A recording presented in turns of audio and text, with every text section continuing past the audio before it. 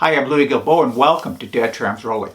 Most Wikipedia articles seem pretty good, but the one called General Motors Streetcar Conspiracy is dreadful.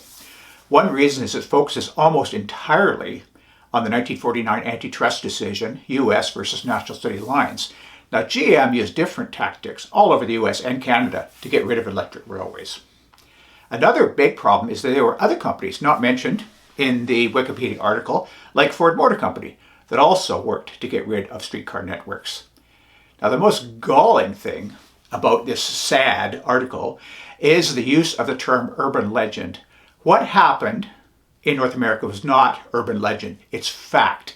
A very successful, very extensive, methodical campaign to turn our cities into dystopias of freeways and parking lots. Another kooky thing about the Wikipedia article is that they cite Who Framed Roger Rabbit as a media that explores this issue. Now, come on, this is a comedy. This is nothing to do really with this story. Okay, now let's jump into a real case, a real story, a very important case called Swanson versus Traer. This case was decided by the U.S. Supreme Court in 1957. It shows in detail how a few greedheads associated with General Motors got rich by plundering electric railways in and around Chicago and Milwaukee. You need to know about the Chicago North Shore Milwaukee Railroad. The Chicago North Shore was one of the finest and fastest electric railways on the planet.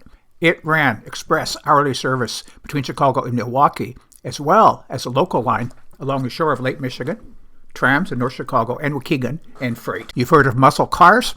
Well, this vehicle, called an electroliner, introduced by the North Shore in 1941, was a muscle train. It wasn't just beautiful and reliable. It incorporated many features that would be found on the Japanese Shinkansen bullet train a quarter century later.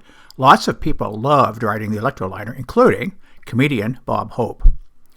The bad news came for the North Shore over 1944 and 45, when National City Lines, the Vladimir Putin of electric rail transit, began buying up big chunks of shares in the train company. Soon, trams disappeared in North Chicago and Waukegan, and the local service along Lake Michigan was converted to buses as well.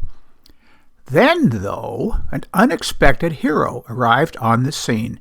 This was Roy Crummer, who was a wealthy, semi-retired Florida bond dealer.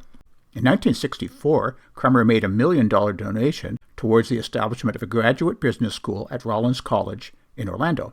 Even though Crummer was the biggest single North Shore shareholder, he was ignored in the financial shenanigans of those connected with National City Lines. So how did these wheeler dealers get rich? Well, Harvard-trained finance expert Henry Bruner had already made a killing flipping rail assets of Milwaukee Electric. What Bruner did with the North Shore is to set up a front company called Shoreline Transit. Then Bruner sold bus systems that he had paid only $60,000 for to Shoreline for $600,000, then resold the same system to North Shore Lines for $1.682 million.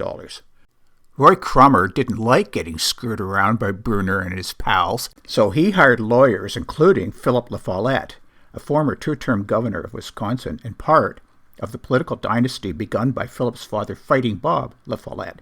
Philip's mother, Belle, was a formidable force in her own right, a staunch advocate for women's suffrage and civil rights. Swanson versus Traer was first heard by the Seventh Circuit Court, and Crummer and his legal team lost. Then, La Follette's team took the case to the Court of Appeal for the Seventh Circuit in Chicago and lost again in 1954. The wealthy bond trader wasn't finished just yet, though. The Supreme Court in Washington agreed to hear the case. In June 1957, the Supreme Court reversed the Illinois Appeal Court decision and ruled in Crummer's favor. Supreme Court Justice William O. Douglas, speaking for a 5-4 majority, said, "We think this case is an instance where the management, for good reasons or for bad, is definitely and distinctly opposed to the institution of this litigation. The management is, therefore, antagonistic to the shareholders, as that conception has been used in the cases. Crummer had won, but National City Lines and its associates had already succeeded in doing grave damage to electric railways in Illinois and Wisconsin." So let's wrap up with some footage, not from Chicago or Milwaukee, but from the Motor City of Detroit. Of course, millions of gas and diesel vehicles were made in Motown, but the auto industry doesn't want to talk about how the city itself functioned with electric vehicles running on steel rails. The auto industry, Ford as well as GM, was skulking around, getting rid of the competition.